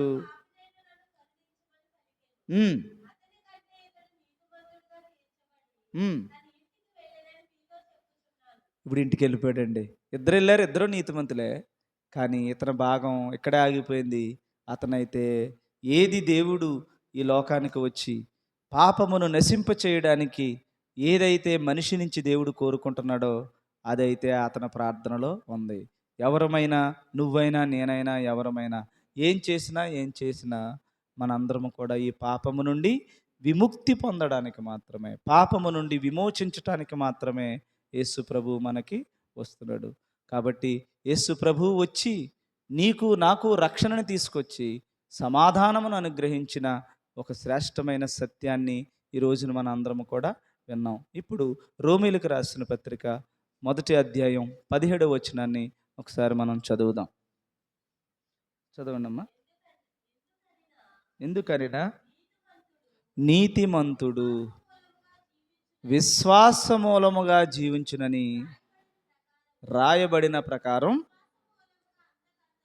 విశ్వాస మూలముగా అంతకంతకు విశ్వాసము కలిగినట్లు దేవుని నీతి దేని యందు బయలుపరచబడుతుందమ్మా? విశ్వాసమునందు. విశ్వాసం అంటే ఏంటి? ఏది కనపడదో. ఇప్పుడు నీతి అంటే ఏంటి? అప్పుడు నీతి అంటే ఏంటి? విశ్వాసం అనేది కనపడదు, కానీ కనబడని విషయం అని అర్థమైంది మీకు. మరి నీతి అంటే ఏంటి? మళ్ళీ చదువుదాం ఏమా, ఆ పాయింట్ చెప్పి ముగిస్తాను. ఎందుకంటే నీతిమంతుడు అంటే ఎవరు? మనం ఏ పాఠం చెప్పుకుంటున్నాం ఆ పాఠంలోకి రండి. మొదలకి మన కోసమే అదంతానే. నీతిమంతుడు అంటే అతనేమో కొంచెం నీతిమంతుడు ఎక్కువ, ఇతనేమో అతనికంటే ఇతను నీతిమంతుడని ఎంచబడింది పాఠం. ఇద్దరు నీతిమంతులు కదా, కాదంటారా? కానీ అలా చెప్పట్లేదండి ఈ ప్రార్థనలో. ఇడేమో చచ్చినోడు, ఆడేమో బతికినోడు అన్నట్టు చెప్తున్నారు. కాదు, అసలు కాదండి. అలా చెప్పుకోకుండా ఇప్పుడు అతను పాపం కష్టపడి దశంభాగం తీయలేని వాళ్ళు అందరూ కూడా ఏం చెప్తున్నారు? ఎవరు పరిచయుడి ప్రార్థన నచ్చుతలేదు వీడికి. అసలు నీ పరిస్థితి ఏంటో ఒకసారి ఆలోచన చేయి. ఏమ్మా, అడ్డమైన మాటలు బూతులు మాట్లాడుతూ ఉంటావు, నువ్వేమో పరిచయుడి ప్రార్థన నచ్చుతలేదు నీకు. చేయకూడని పనులన్నీ నువ్వే చేస్తున్నావు. పరిచయుడు చిచి పరిచయుడి ప్రార్థన లేదు, శంకర ప్రార్థనే గొప్ప అంటున్నావు. పరిచయుడి ముందు నువ్వు ఎందుకు పని చేస్తావు అంటున్నాను నేను. నువ్వైనా నేనైనా దేవుడి ఆజ్ఞలను నెరవేర్చుకుని దేవుడి దగ్గర మౌనంగా ఎవరికి చెప్పకుండా దేవుడితో చెప్పుకుంటున్న అతని భక్తి, ఆ భక్తికి ఎదిగితే చాలు మనం. ఆ తర్వాత నుంచి ఇంకా ఎదగాలని చెప్తున్నాడు అంతే. అక్కడ అతని స్థాయి నుంచి ఇంకా ఎదగమంటున్నాడు తప్ప అతని ప్రార్థన కాదంటావేంటి నువ్వు? అతను ఓ స్థాయికి ఎదిగాడు, ఇంకో స్థాయికి ఎదగాలి. ఇతనైతే సరైనటువంటి కీ పాయింట్ పెట్టేశాడు. ఎవరు? శంకరే. అంటే అతను చూడు, ఇతను ఎక్కడ ఆగిపోయాడు, అక్కడేమో మొత్తానికి పరలోకాన్ని పట్టుకున్నాడు అనమాట. అమ్మా, అందుకని ఇక్కడ వాక్యంలోకి రండి. యేసు ప్రభు వచ్చిన తర్వాత ఇప్పుడు నీతిమంతుడు అంటే ఎవరు? కొంచెంలో ఆగిపోయినాడా, కొంచెం పైకి ఎదిగినాడా? ఎవడ నీతిమంతుడో ఇక్కడ డిక్లేర్ చేస్తున్నాడు అనమాట అదే విషయాన్ని. నీతిమంతుడు. ఇప్పుడు ఈ నీతిమంతుడని ఎలా చేశాడు దేవుడు? ఇద్దరిలోని ఎవరిని నీతిమంతుడని డిక్లేర్ చేయగలుగుతాడు? విశ్వాసాన్ని బట్టి. ఇద్దరు విశ్వాసులే కదా, మరి ఇద్దరు విశ్వాసులే కదమ్మా. మరి ఎక్కువ తక్కువ ఎలా చేశాడంటారు? ఇప్పుడు ఇంతమంది వచ్చారమ్మా, ఇంతమందిలో ఇంకా ఆవిడ చాలా మంచిదన్నాను అనుకోండి, మరి నేను కాదా అన్నట్టు వస్తుంది. మీకంటే ఆవిడ మంచిది అన్నాను అనుకోండి, ఏటో ఆవిడ చేసిన మంచి అంటావు కదా. నా దగ్గర అనపోనా మనసులో వస్తుంది, మరి నాకంటే ఏం మంచి చేశాడు అంతేలే, ఇలా ఏ మొత్తానికి నీకు ఇంక అందులో కలుపుతావు అనమాట. ఇప్పుడు ఇతనికంటే అతను నీతిమంతుడని దేవుడు ఎంచడాన్ని దేవుడు చెప్తున్నాడు, విశ్వాసమును బట్టి ఎంచానంటున్నాడు. విశ్వాసమును బట్టి పెంచితే ఎలా ఎంచాడో, ఇద్దరిలోని ఎవడు నీతిమంతుడని, ఎవడికంటే ఆడికంటే వీడి గొప్పవాడని ఎలా చెప్తున్నాడు దేవుడు అంటే, నీతిమంతుడనే పట్ట, నీతిమంతుడనేటువంటి స్టేట్మెంట్, నీతిమంతుడనే పరలోకమునకు వెళ్ళే ఒక పౌరసత్వాన్ని దేవుడు దేనిని బట్టి ఇస్తున్నాడంటే విశ్వాసమును బట్టి అన్నాడు. సరే, ఇప్పుడు విశ్వాసమును బట్టి అనే విషయం మనకు వచ్చింది. చదవమ్మా. ఇప్పుడు విశ్వాస మూలముగా జీవించునని ఏం రాయబడిందంట? విశ్వాస మూలముగా జీవించటమే అని రాయబడిందంట. మొత్తం మొదటి నుంచి కూడా ఎందుకు రాయబడింది? దేవుడిచ్చేది ఏదో, నీతిమంతుడు అనేది ఏదో విశ్వాసమును బట్టే ఇవ్వబడతాదని ముందు నుంచే రాశారట. ఏమ్మా, ఏబేలు దగ్గర నుంచి. కయ్యేని దగ్గర నుంచి, ఆదాము దగ్గర నుంచి, అరే నువ్వు తిన్నావా చస్తావు, చస్తావు, తిన్నావు, తినేసాడు, పోయిందంతే. అర్థమవుతుందా? అప్పుడు తింటే చనిపోతానన్న విశ్వాసమును వాడు అధిగమించిన కారణంగా ఆ మరణాన్ని తెచ్చుకున్నాడు. అప్పుడు ఉంది విశ్వాసం. ఏబేలు దగ్గర నుంచి విశ్వాసం అనేటువంటిది ఉంటుందని మనకి హెబ్రీ 11 నుంచి విషయం తెలుస్తుంది. సరే, ఇక్కడ చదవమ్మా. విశ్వాసమూలముగా అంతకంతకెందుకమ్మా, మళ్ళీ ఇదో మెలకు. అంతకంతకంటే ఏంటి? ఎలా ఎక్కువ అంటే ఎలాగా? పైన ఒక విషయం మర్చిపోతున్నారు మీరు. నీతిమంతుడు. నీతిమంతుడు అంటే ఏంటి? నీతి సూత్రాలు. నీతి సూత్రాలు అంటే ఎవరు? ఇతనంతటి నీతిమంతుడు లేడంటే, ఏం చేసేసాడండి అతను? ఏది చెప్పాడో అది చేశాడు. ఏమ్మా, దావీదు నా హృదయానుసారుడు, నీ హృదయంలో అనుకున్నవన్నీ అతని కింద ఏదైతే మొదటికి దేవుడు అనుకున్నాయో చేయడమేనా నీతి? ఇప్పుడు ఈ నీతిమంతుడు విశ్వాసము ద్వారా అంతకంతకు, అంటే అంతకంతకంటే ఏంటి? చింతలు గారు 2022వ సంవత్సరంలో బాగా గొడవలు ఎట్టేవారు అనుకోండి. ఇప్పుడు 2004వ సంవత్సరం వచ్చేసరికి అమ్మో ఇది తప్పు అని తెలుసుకుని గొడవ పెట్టుకోకుండా ఏదో ఒక రకంగా మూలపోయి కొంచెం బాధపడి తగ్గించుకున్నారనుకోండి, విశ్వాసములో ఎంత ఓ మట్టు అంతకంతకు 2002 నుంచి 2004కి వచ్చేసరికి కొంత పెరిగింది గ్రాఫ్. ఒకప్పుడు పిసినారి, అమ్మో ఇది ఇచ్చేస్తే ఎలాగా, రేపు కాయగూరలు తెచ్చుకోవాలి, ఎలా తెచ్చుకోవాలి, రేపు దాని అంతా ఇచ్చేస్తే నేనేం చేస్తానని ఒకనాడు అననీయ సప్యర్లా కొత్త ఆలోచించుకుని కొంత ఏదో సేవ్ చేసుకునే కార్యక్రమం చేసింది. అరే అప్పుడు చూసి ఈరోజు వాక్యం తెలుసుకుని మంచం మీద పడుకుని ఈ డబ్బు నా తల మీద వేసుకుంటానా, ఇవన్నీ కాలిపోయేవే, వీటిని దాయాలంటే బీరువాలో కాదు, నా దేవుని మందిరంలో దాయాలి, దేవుని పనుల్లో దాయాలి, క్రియల్లో దాయాలి అని ఆ డబ్బులు దేవుని చిత్త ప్రకారంగా ఒక వ్యక్తిని రక్షించడానికో తన రక్షింపబడడానికో ఉపయోగించుకుంటే అప్పుడు ఏమవుతుంది?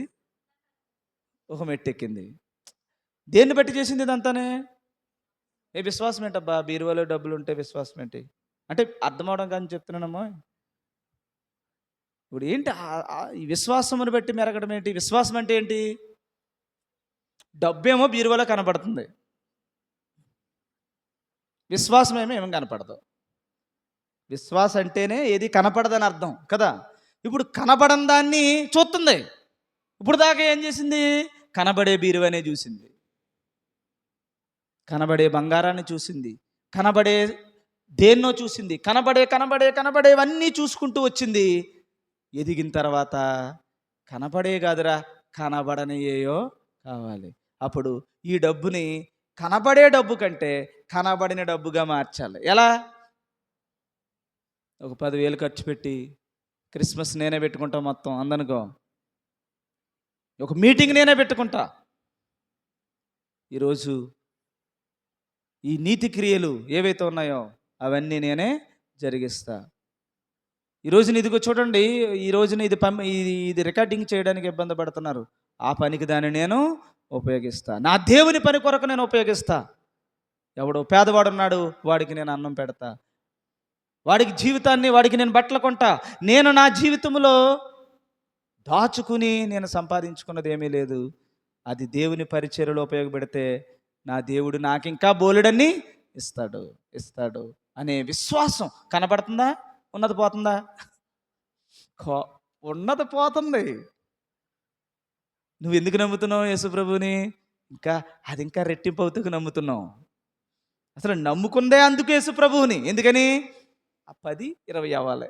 అమ్మ దేవా వందనాలు తండ్రి, 10కి 20 ఇచ్చావు అని నమ్ముతున్నాం. ఇది సాతాను. గుర్తుపెట్టుకోండి, ఈ 10 దేవుని అకౌంట్లోకి వచ్చేసింది. అందుకనే మీరు ఇక్కడ డబ్బులు దాచుకోవద్దు, ఇక్కడ ధనాన్ని సమకూర్చుకోవద్దు. ఇక్కడ దొంగలు ఉంటారు, అది చిమ్మట పడుతుంది, అది తుప్పు పట్టేస్తుంది. అంటే దాని అర్థం ఏంటి? నీకేమీ అది ఉపయోగపడదు, ఎంత నువ్వు ఇక్కడ దాచుకున్నా మొత్తం పోద్ది, నీ దగ్గర నీకేం చేతికి రాదు. అందుకని పరలోకపు ధననిధిలో దానిని సమకూర్చుకో అన్నాడు. మరి పరలోకంలో ధనాన్ని సమకూర్చుకోవాలంటే ఇప్పుడు బీరోలో డబ్బులు తీసి ఎక్కడికి వెళ్ళాలి? మనం పరలోకానికి వెళ్ళిపోదామని దాచుకుని వద్దాం. ఎలా దాస్తావు పరలోకంలో? ఎలా దాస్తావు? ఒక పేదవాడిని చూసో, ఒక పరిచర్యని చేసో, దేవుడు చెప్పిన ఆజ్ఞలలో బీదలను కటాక్షించేవాడు ధన్యుడు. దేవుని పరిచర్య పరిచారము చేసిన వాడే నా దృష్టికి విలువైన వాడు.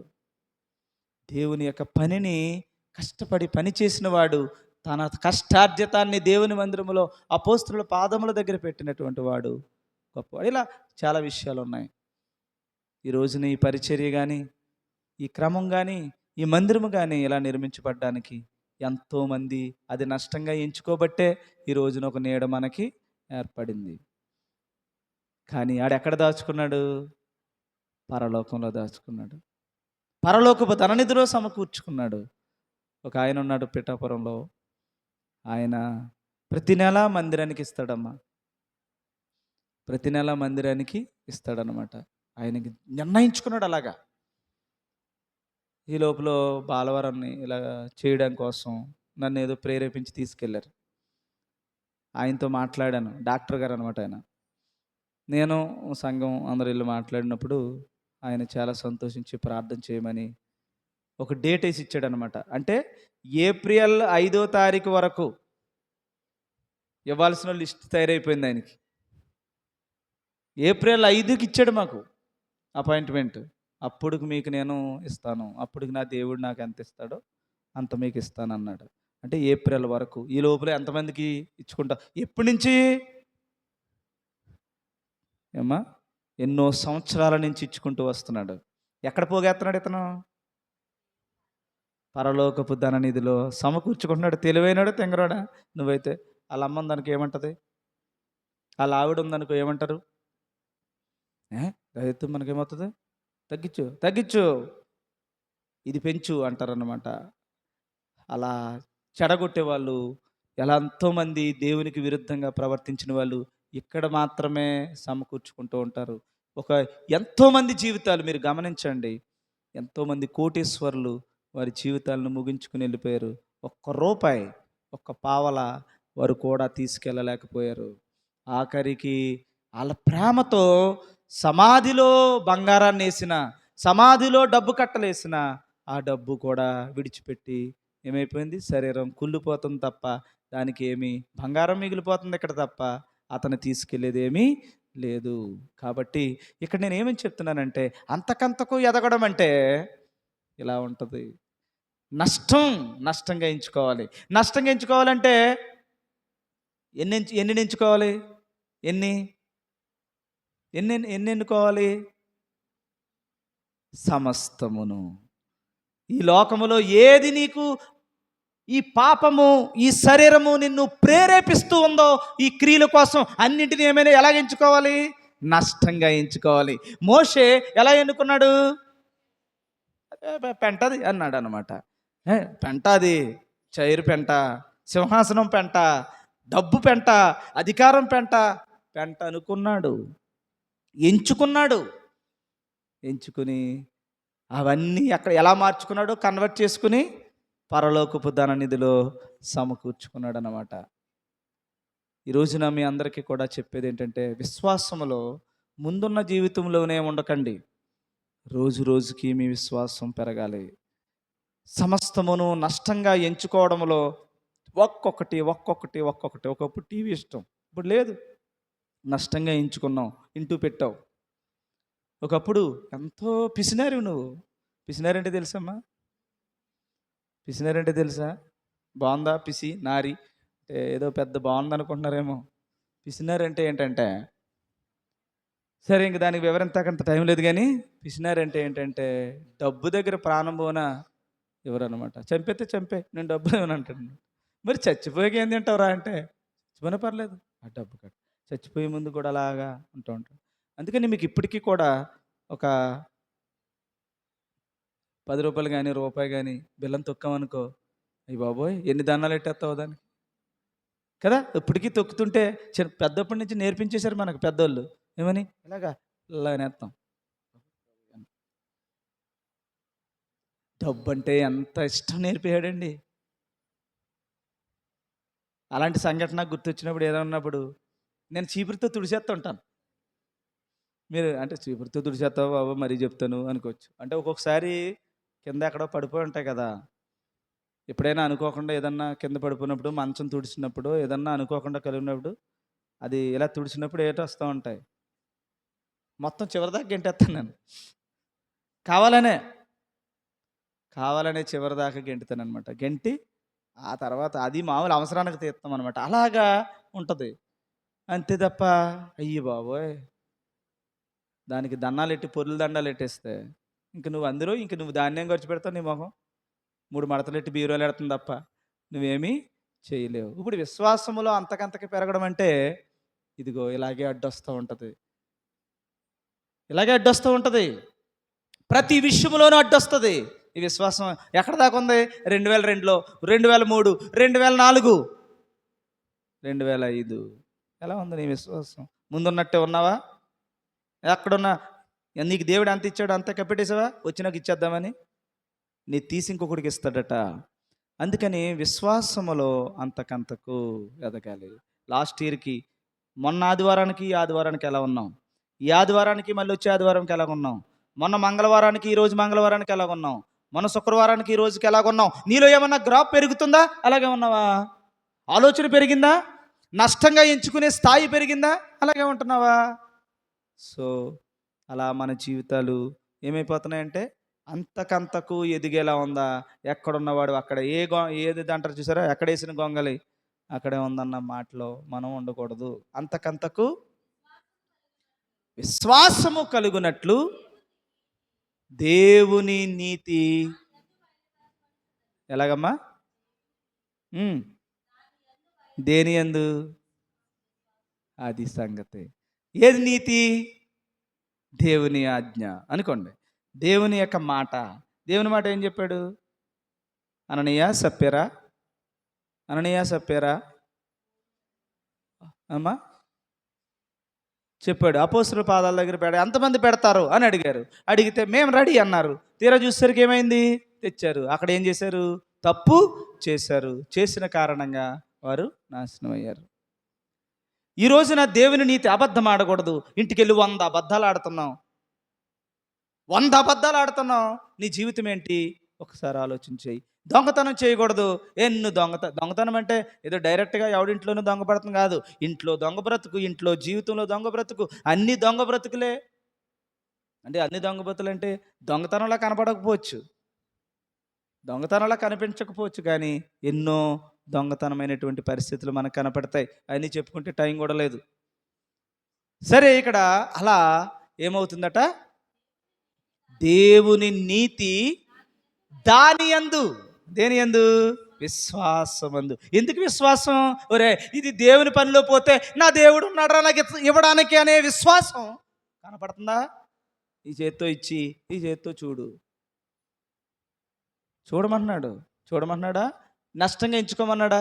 వాళ్ళు చూడు, ఇందాక ఒక పాట పాడుతూ వాళ్ళు అగ్నిగుండములో మమ్మల్ని వేసేసినా కూడా నా దేవుడు కాపాడడానికి సమర్థుడు. ఒకవేళ కాపాడకపోయినను ఒక ఫలితం నాకుంది.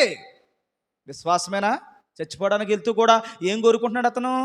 నేను చచ్చినా నా దేవుని రాజ్యంలో ఉంటాను. ఒకవేళ కాపాడితే ఇక్కడే ఉంటాను, ఇక్కడే దేవుని పని చేసుకుంటూ ఉంటాను. ఒకవేళ కాపాడకపోయినను నేను ఎక్కడ ఉంటాను?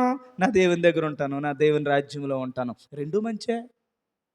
ఇక్కడ ఉంటే దేవుని పని చేస్తాను, చావైతే మరి లాభం అన్నట్టు దేవుని యొక్క జీవితంలో విశ్వాసం చూసారు. అతని విశ్వాసం చచ్చిపోయినా నాకు ఒక ఫలితం దేవుడు ఇస్తాడని నమ్ముతున్నాడు. అసలు ఏమి ఇస్తాడని నమ్మలేదు అనుకోండి, ముందు చచ్చిపోతాడా? అమ్మ బాబాయ్ నీకు నమస్కారం బాబు, వెంటనే నెబుకద్నెజరు కాలెట్టేసుకుంటారు వెళ్ళి.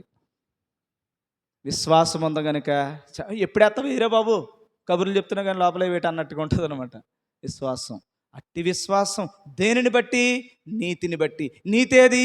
ఏదో దేవుడు చెప్పాడు, విగ్రహములకు నమస్కరించకూడదు అని దేవుని ఆజ్ఞ నీతి.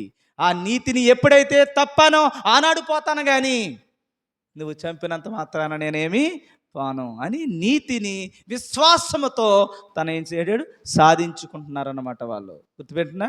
అలా అంతకంతకు ఈ నీతిని అవలంబించుటలో విశ్వాసమును బట్టి దానిని బట్టి ఏం చేస్తున్నారు? బయలుపరచబడుచున్నది, నెరవేర్చబడుచున్నది, దానిని బట్టి జరుగుతూ ఉన్నది. ఇంకా దుర్నీతి బయలుదేరింది అనుకోండి. దుర్నీతి చేత ఏ సత్యాన్ని, ఏది దేవుడు చెప్పాడో దానిని అడ్డంగా అడ్డంగా అడ్డంగా వచ్చేటువంటి దుర్నీతి ఉంటుంది మళ్ళీని. ఆ దుర్నీతి ఏం చేస్తుందమ్మా? సమస్తమును అడ్డగించే మనుషుల యొక్క సమస్త భక్తిహీనత మీదను, దుర్నీతి మీదను ఎక్కడి నుంచి వస్తుందట? పరలోకము నుండి వస్తుంది. కోపం ఏంటి?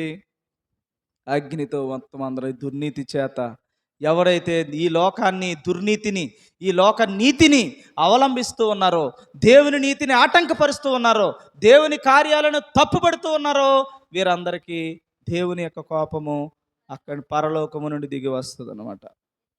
ఎందుకంటే దేవుని గూర్చి తెలియ సఖ్యమైనది ఏదో నీ ఎదుటే పెట్టాడట. నీ ఎదుట పెట్టాడు, కానీ నువ్వు చేయట్లేదు, తృణీకరిస్తున్నావు, దుర్నీతినే నువ్వు నమ్ముకుంటూ ఉన్నావు. చదవమ్మా. దేవుడు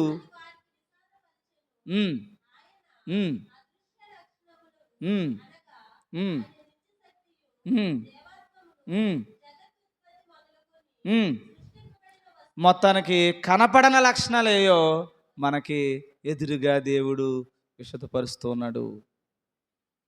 తెలిసేప్పుడు కనపడని ఏనమ్మా యేసుప్రభుని కానీ తండ్రిని కానీ కనపడని చూస్తావా? ఇంట్లో క్యాలెండర్లో చూస్తావా? అర్థమవుతుందా ఎలా ఉండాలో విశ్వాసం? అలా మీరందరూ కూడా ఉండి అట్టి ప్రార్థన దేవునికి మనం చెయ్యాలి. సుంకరి ప్రార్థన ఏంటి? పాపము నుండి విమోచించబడడానికి, ఈ పాపము నుండి, ఈ పాపపు బ్రతుకు నుండి విడుదల పొందడానికి ప్రార్థన అయితే, పరిసయ్యుడి ప్రార్థన కొన్ని నెరవేర్చుకుని, అరే నేను నెరవేర్చానన్న ఒక దాన్ని ఏంటంటారు, హెచ్చించుకునే గుణం ఆ పరిసయ్యుని యొక్క ప్రార్థనలో కనిపిస్తుంది. సాధించాల్సింది బోల్డ్ ఉంది. మొదటికే పాపము క్షమించబడాలి, కానీ కొన్ని నెరవేర్చుకుని కొన్నింటిని ఏం చేస్తున్నాడు? ఇంకా అసలు ధర్మశాస్త్రాన్ని నమ్ముతున్న వారు ఎవరు కూడా అదే నిరీక్షణలో మెస్సీని ఎదురు చూడడం అనేది ఉంది. ఆ మెస్సీ కోసం ఎదురు చూస్తూ ఉంటారు.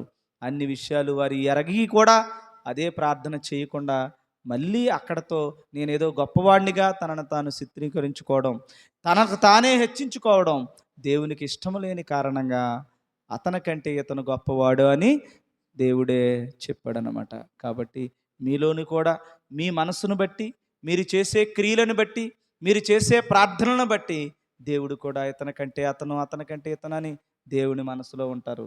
కాబట్టి అంతకంతకు పెరగాలి. ఈరోజు ఉన్నటువంటి జీవితం రేపటికి పెరగాలి. ఇంకా ఇంకా విశ్వాసములో లోకాన్ని నష్టంగా ఎంచుకోవాలి. విశ్వాసం అంటే కనపడిన దానికోసం ఏమ్మా చక్కటి శక్తివంతుడిగా నువ్వు నిలవబడాలి.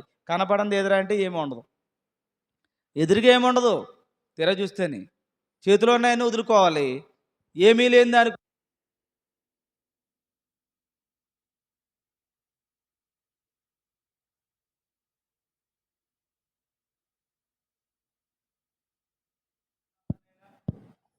ప్రార్థనైనా పరిచయని ప్రార్థనైనా రెండింటికి తారతమ్యాలు మనం గమనించాలి. మొదలకేది? పాపం. ఈ పాపపు స్థితి నీలో ఉన్నంత కాలం ఏమవుతుంది? ప్రేరణ కలిగిస్తుంది. తప్పులకి ఇది బయటికి నడిపిస్తూ ఉంటుంది. ఒక టీవీ అయినా, ఒక సినిమా అయినా, ఒక అబద్ధమైన, ఒక గొడవైనా, నీలో ఉండేటువంటి భోగేచ్ఛలను బట్టి ఇవన్నీ వస్తాయి. వాటన్నింటినీ ఇదంతా వేస్ట్రా, సమస్తమును వ్యర్థం వ్యర్థం. ఇదిగో నా భర్త గురించి ఎంత ఎలాగ ఏడుస్తున్నానా? వ్యర్థం. నా భార్య గురించి ఎలాగ ఏడుస్తున్నానా? వ్యర్థం. నా పిల్లల గురించి ఎంత ఏడుస్తున్నానా? వ్యర్థం. నా దేవుని రాజ్యానికి వీళ్ళందరూ వారసులుగా వెళ్ళాలన్న నా ప్రయత్నం నిజం. ఏ వ్యక్తి గురించి అయినా ఎవరైనా బాధపడాలంటే దేనికోసమో తెలుసా? పరలోకం వెళ్ళాలనే. గుర్తుపెట్టుకోండి. నాకు అదే ఒక్కటే. నా పిల్లలను చూసినా, నా భార్యను చూసినా, ఎవరిని చూసినా కూడా వీడు పరలోకానికి వెళ్ళడానికి ఏం చేయాలన్న విషయం తప్ప, అరే వీడు నాకు మజ్జిగ ఇవ్వలేదు, వీడు నాకు సరిగా నన్ను చూడలేదు, వీడు నన్ను ఆదరించట్లేదు, వీడు నన్ను ప్రేమించట్లేదు. ఏమి మనుషులేం పెట్టుకోకండి. నీ భర్త అయినా ఏమని చెప్తున్నాడు? దేవుడు అతన్ని గౌరవించుకుంటూ పో అంతే. అతను ఏం చెప్తే నీకెందుకు? అర్థమవుతుందా మీకు? దేవుడు చెప్పాడమ్మా, ఒక భోజనానికి వెళ్ళావు. భోజనానికి వెళ్ళిన తర్వాత ఎవరో నువ్వు ముందే డిసైడ్ అయ్యి వెళ్ళావు, ఓ ముక్క తక్కువ వద్దని. ఏంటంటే ఇప్పుడు నష్టం? వడ్డించుకుంటూ పోయాడు, నేను తప్పించేసి పోయాడు అనుకో, ఏమవుతుంది? చారుతో తినొస్తాక నువ్వు ముందే సిద్ధపడిపోయి ఉన్నావు. అందువల్ల నీకేమీ ఇబ్బంది రాదు. భర్త మీద కానీ, భార్య మీద కానీ, కుటుంబంలో ఉండే బిడ్డల మీద కానీ ఓ ప్రేమలు పెంచేసుకోకు. అందుకనే అబ్రహాముతో చెప్పాడు, ఇస్సాకును నాకు ఇచ్చేయని. తెలుసా మీకు? కాబట్టి ఇంకా ఇంకా చెప్పుకుంటే ఇంకా బోల్డ్ వచ్చేస్తాయి విషయాలు. కాబట్టి దేని గురించి మనసును పెట్టకండి, ఎవరిని ప్రేమించకండి. మళ్ళీ చెప్తున్నాను, దేవుడిని తప్ప. మిగతా పాత్రలన్నీ ఏంటి? భర్త పాత్ర అయినా, భార్య పాత్ర అయినా, పిల్లల పాత్ర అయినా ఎంతవరకు వాళ్ళని దేవుని రాజ్యానికి నడిపించాలి. వీడు పాపాత్ముడై నరకములోకి వెళ్ళడం నాకు ఇష్టం లేదు. వాడి రక్షణ కొరకే నేను ఏడుస్తాను, రక్షణ కొరకు ప్రార్థన చేస్తాను, రక్షణ కొరకు నేను నా దేవుడు చెప్పిన పని చేస్తాను. కానీ నేనేదో నిర్మించుకున్న నా బాధని నేను వ్యక్తం చేయడం ఏంటి? కాబట్టి అలాంటి శరీర సంబంధమైన ప్రేమలు వద్దు ఎవరికని. శరీర సంబంధమైన ప్రేమే వద్దు. ఎవ్వడో లేకపోయినా సరే విధవరాల్ని కూడా దేవుడు నడిపిస్తాడు. ఎవ్వరూ లేనటువంటి వారిని కూడా దేవుడు తన రాజ్యములో స్థానం ఇస్తాడు. ఈ బంధాలు, ఈ బంధుత్వాలు ఏమీ కాదు అసలు. ఈ బంధుత్వం, సంఘములో ఉన్న వారందరూ నీ బంధువులే.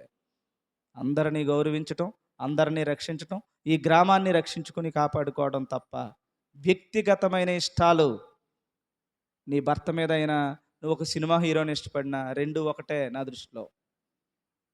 అక్కడ భార్యను ప్రేమించమన్నాడు కదండి అని కబుర్లు చెప్తావు. భార్యని ప్రేమించమంది అది కాదు, పాపంలో పడకుండా చూడమన్నాడు, అది ప్రేమ అన్నాడు. నువ్వేదో ప్రేమ పెంచుకుంటున్నావు, అందులో సఫర్ అయితే ఏడుస్తున్నావు. నో, అవేమి వద్దండి. ఎదగండి, దేవునిలో విశ్వాసమును బట్టి ఎదగండి. భర్త గురించి అయినా ఒక్కటే బాధపడండి, అతను పాపంలోకి పడకుండా అతనిని రక్షించాలి. దాని గురించి బాధపడు, ప్రార్థన చేయి, కన్నీళ్ళు పెట్టుకో. అయ్యో నాకేదో ఇలా జరుగుతుందని మాత్రం ఎప్పుడు అనుకోకుండా దయచేసి, భర్త అయినా భార్య అయినా ఎవరైనా. అప్పుడు ఈ పాపాన్ని మనం ఏం చేసినట్టు? జయించినట్టు అనమాట. ఇట్టి ప్రార్థన చేద్దామా? అప్పుడు ఈ ప్రార్థన వస్తుందా? ఇప్పుడు కూడా ఏమని ప్రార్థన చేస్తారు? ప్రభువా, నా పెద్ద కూతురు నిన్నే సారీ పట్టుకెళ్ళాం, బీరువా తక్కువైందని అల్లుడు గారు తిడుతున్నారు. ఇవన్నీ ఎందుకమ్మా? వద్దు. వచ్చేస్తాడా? కూతుర్ని పంపే ఏమిట్రా, ఏంటట నా కూతురు ఇంటికి వచ్చేస్తే ఏమని ఎత్తాడు ఈడే. ఇంకో వీళ్ళందరూ ఊరోళ్ళందరూనే నా కూతురు ఇంటికి వచ్చేసిందని ఏడుస్తారా? ఏమండి, నీకేంటంట? ఏడ్చి ఆడికి నీరసం వచ్చుకుంది కూర్చుంటాడు. నీకేం బాధపడకు, నీ బిడ్డను పెంచుకో జాగ్రత్తగా, ఇంట్లో ప్రార్థనకు పంపించు, దేవుని చిత్త ప్రకారంగా నడు, నీతిమంతురాలుగా పెంచు. ఈ పాపపు కార్యాలు, ఈ పాపపు బ్రతుకులు, అందుకని అప్పు చేసి ఏమి బీరువా కొనేమి పంపాల్సిన అవసరం ఏమీ లేదు, అసలు లేదు. వీళ్ళు ఏదో అనుకుంటారని అసలు బతకండి మీరు. వీళ్ళు అనుకుంటానే ఉంటారు. ఏమ్మా, హెలికాప్టర్ మీద పువ్వులు జల్లించినా పువ్వు ఏదో పాడైపోయిందిరా అంటాడు. హెలికాప్టర్ నుంచి జల్లాడని చూడ్డావు, పువ్వులు బాలే అంటాడనమాట. అలాంటి వాళ్ళు ఇది లోకం. కాబట్టి వీళ్ళ గురించి నువ్వెందుకు జీవితాన్ని? దేవుడు నిన్ను అంగీకరిస్తున్నాడా లేదన్న దాని గురించి ఆడవద్దాం అనేసి, ఈ బంధాలు, ఈ బంధుత్వాలు, ఈ ఇల్లులు, ఈ డబ్బులు, ఈ ఐశ్వర్యాలు, ఈ క్యాస్ట్లో మొత్తం తుడుపు నాశనం అవుతాయి. మొత్తం ఒక్కటే, విశ్వాసమును బట్టి నీవు ఏ స్థాయిలో ఉన్నావు, నీ ప్రార్థన ఏ స్థాయిలో ఉందో. ఎప్పుడు ఎవరి గురించి మీరు ఏం ప్రార్థన చేయక్కర్లేదు. నీ కూతురు గురించి ప్రార్థన చేసినా ఏమని చేయాలి? రక్షణ గురించే. నీ భర్త గురించి ప్రార్థన చేసినా రక్షణ గురించే. నీ పిల్లల గురించి ప్రార్థన చేసినా రక్షణ గురించే. ఈ ఊరు గురించి ప్రార్థన చేసినా రక్షణ గురించే. మొత్తానికి నీ పాపపు స్థితి మారి దేవునికి ఉపయోగపడేటువంటి దేవుని రాజ్యం కొరకే. అంతేనా? ఇంకేమైనా ఉందా? అది మరి సరిగా చూడకపోతే మళ్ళీ రెచ్చిపోతాను, నేను చెప్తున్నాను. అలా ప్రార్థన చేయండి. మళ్ళీ ఏమని చేస్తారు ప్రార్థన? అసలు అదేంటమ్మా అలా చూస్తారు? ఏమని చేద్దాం ఇప్పుడు? ఇంతకని మీరు సరిగా చెప్పలేని కారణంగా ఒక 5 నిమిషాలు పెరిగిందా? ముగించేసాను నేను. నేను రెచ్చిపోవడానికి కారణం మీరే అని ఇప్పుడు నాకు అర్థమవుతుంది. ప్రార్థన చేద్దామమ్మా. ఏమని ప్రార్థన చేద్దాం అన్నాను. మళ్ళీ ఈళ్ళకి అర్థమవ్వలేదు కదా అని మళ్ళీ నేను విప్లవకారుడిలాగా నేను మాట్లాడాల్సొస్తుంది. సరే ఎంతైంది టైం ఇంతకి? 9 అమ్మా. 10 గంటలకి ఉన్నట్టున్నారు. 9 సరే మోకరిల్దాం. దేని గురించి ప్రార్థన చేద్దామమ్మా? సుంకరిలాగా, పరిసయ్యుడిలాగా? నన్నడిగితే ఎవరిలా చేసినా పర్లా. కానీ సుంకరి ప్రార్థనకి ఫినిషింగ్ టచ్ ఉంది. పరిసయ్యుని ప్రార్థనకి మధ్యలోనే ఆగాడు. ఇంకా ఇతను ఎదగాల్సిన అవసరం ఉంది. అందుకని మనకు లూకా సువార్త 5వ అధ్యాయం 27వ వచనంలో కూడా చెప్పట్లేదులెండి, కంగారు పడకండి. సుంకరి ఇంటికెళ్ళి యేసు ప్రభువు ప్రార్థన చేస్తే, వాళ్ళ ఇంటికెళ్ళి భోజనాలు చేస్తే ఈ యూదులకి నచ్చలా, ఈ పరిసయ్యులకి నచ్చలే. ఏంటిడు పాపుల దగ్గరికి వెళ్ళి భోజనం చేస్తున్నాడు అన్న పరిస్థితికి వచ్చింది. 27, 32, 27 నుంచి చదివితే మీరు మొత్తం అంతా సంఘటన అన్నీ ఉంటాయి. అదే విషయం 19వ అధ్యాయంలో కూడా ఉంటుంది అనుకోండి. సరే మీకు చెప్తున్నాను. ఏమో ఎలా చేద్దాం ప్రార్థన చెప్పండి? ఏం చేద్దాం? ఎవరి కోసం చేద్దాం ప్రార్థన? మీకు ప్రార్థన చేయాల్సి వస్తే ఎవరు గుర్తొస్తున్నారు చెప్పండి? గుండెల్లో ఉంటారు కదా దేవుళ్ళు. మీ దేవుళ్ళు ఎవరో చెప్పరా దయచేసి? మీ దేవుళ్ళని ఎవరన్నా చూడాలని ఉంది. అమ్మా చెల్లి నిరీక్షణ చెప్పు, మీ దేవుడు ఎవరు? మీ దేవుండెవరు? మీ పూజెవ్వరికి? నశించే వెండి బంగారాలక? నిజ దైవమెవరో? నీ రక్షకుడెవరో? ఇప్పుడు నీవెన్నడైనా తలచావా? నీకున్న లోటెరిగినావా? ఆ నీకున్న లోటెరిగినావా? ఎవరు నీ దేవుడు? వెండా, బంగారమా, మీ ఆయన, మీ చిన్నాన్న, మీ పెదనాన్న, ఇల్లా, కారా? ఏదో ఉంటుంది చూడండి, తీయండి బయటికి, తీయండి. అన్ని కార్లు ఎట్టండి. ఏమా ఏ కార్లు? ఆయన్ని తీసుకుని బక్కడ పాడేయండి. ఎక్కడి నుంచి? గుండెల్లోంచి. ఎవరు ప్రతిష్ఠించాలి? దేవుణ్ణి. ఇదే లోటు మనకి. కాబట్టి ఆ లోటు నువ్వు పెట్టాలంటే, ఇవన్నీ వదలాలంటే వదులుతుందా? వదులుతావమ్మా? అయ్యో బాబోయ్, వదులుతారా? రేపో మాపో ప్రాణం పోతున్న మామ కూడా ఏమ్మా నడుములో ఉన్న మూట వదలదో? వదులుతుందా? ఎంత జాగ్రత్తగా ఉన్నా ఓపిక లేకపోయినా మూట అట్టుకుంటూ ఉంటుంది. ఇడిగానే అక్కడ లాక్కేస్తారని. ఎందుకంటే తన హృదయంలో ఆ మూటే దేవుడు. ఈరోజు నీ దేవుడు ఎవరో ఆలోచించేయి.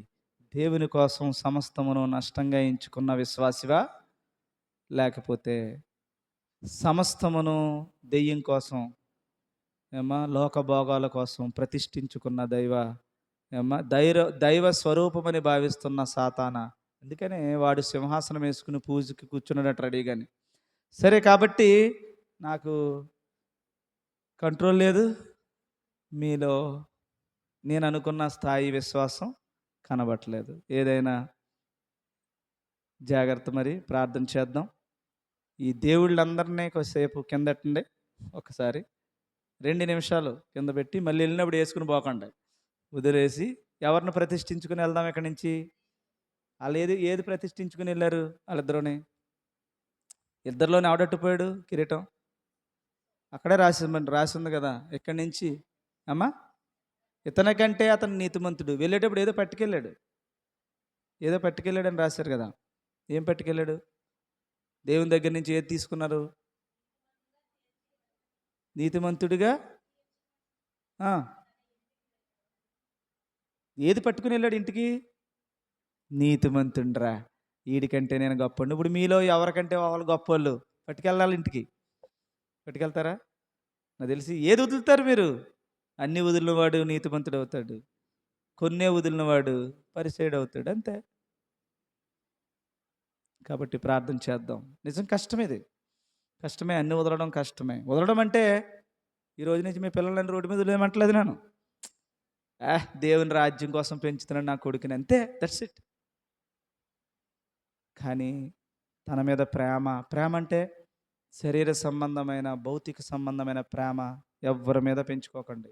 నీ బిడ్డ ఎంతో ఇప్పుడు పక్కింట్లో బిడ్డ కూడా అదే అవుతాడు. అప్పుడు ఇది రాజ్యం కోసం సిద్ధపరచడం అయితే నీ బిడ్డ ఎంతో పక్కింటి బిడ్డ అంతే. అలా మీ మనసును, కఠినమైపోతున్న ఈ హృదయాన్ని విశ్వాసములు అంతకంతకు పెంచుకోండి. ప్రార్థన చేద్దాం.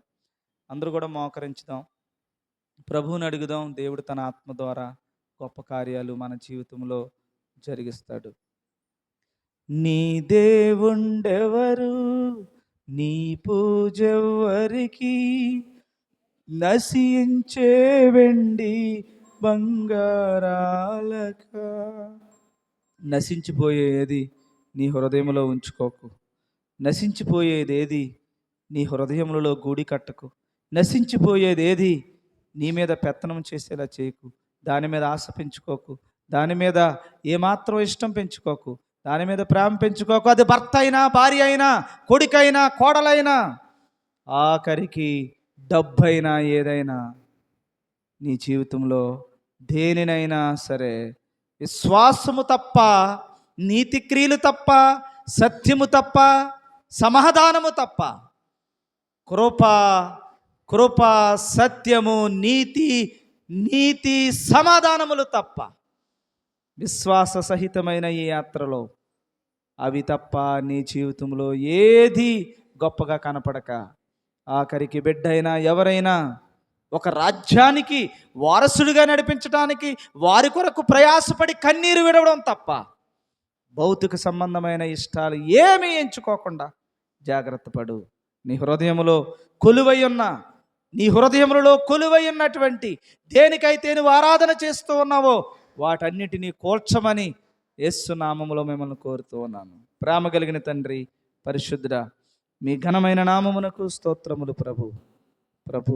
ప్రభు అని పిలవడానికి ఒక అర్హత నాయన. పేరుకి పిలుస్తున్నాము, పెదవుల చేత నాయన నిన్ను స్తుతిస్తున్నాము తప్ప హృదయములో అయితే మా ఇష్టాలు వేరేగా ఉన్నాయి నాయన. నీకు విరుద్ధమైనవి ఎన్నో మా జీవితాలలో ఉన్నాయి ప్రభు. దయచేసి మమ్ములను క్షమించమని వేడుకుంటున్నాను. మమ్ములను తండ్రి బలపరచమని కోరుకుంటున్నాం. విశ్వాసములో నాయన నీతిని బట్టి ప్రభువ అంచెలంచెలుగా ఎదగడానికి కృప చూపించండి. పరిపూర్ణులగుటకు సాగిపోవడానికి కృప చూపించండి. నీ యొక్క ప్రభువ తండ్రి ధర్మాన్ని అనుసరించడానికి కృప చూపించండి. సమస్తమును నష్టంగా ఎంచుకుని రోజు రోజుకి ఈ విశ్వాస జీవితం బలపడడానికి, పరలోకాన్ని సాధించుకోవడానికి కృప చూపించమని. ఇదిగో ప్రభా, ప్రియ సహోదరులు విశాఖోటి పద్మకుమారి గారు నాయన తలనొప్పితో బాధపడుతూ ఉండగా ప్రభు ఆ బిడ్డ ఎడల తండ్రి కృప చూపించండి. ఆ బిడ్డను, వారి కుటుంబాన్ని ప్రత్యేకంగా మీరు ఆశీర్వదించి నాయన నీ రాజ్యంలో తండ్రి శాశ్వత సభ్యత్వాన్ని ఆ బిడ్డలకు అనుగ్రహించండి. ఏ విశ్వాసములో తండ్రి తొణికిసలాటలు ఉన్నాయో, విశ్వాసములో ఏ విషయములో ఆటంకంగా ఉన్నాయో వాటన్నిటిని తొలగించి పద్మకుమారి గారికి పరిపూర్ణమైన స్వస్థత ఆ బిడ్డకు దయచేయమని వేడుకుంటున్నాను నాయన. పెదపాటి సంగీత విషయంలో, చెల్లి విషయంలో ప్రత్యేకంగా ప్రార్థిస్తున్నాను నాయన. సహాయం చేయండి. నీరసాన్ని, నిస్సత్తువును యేసు నామములో తొలగించండి.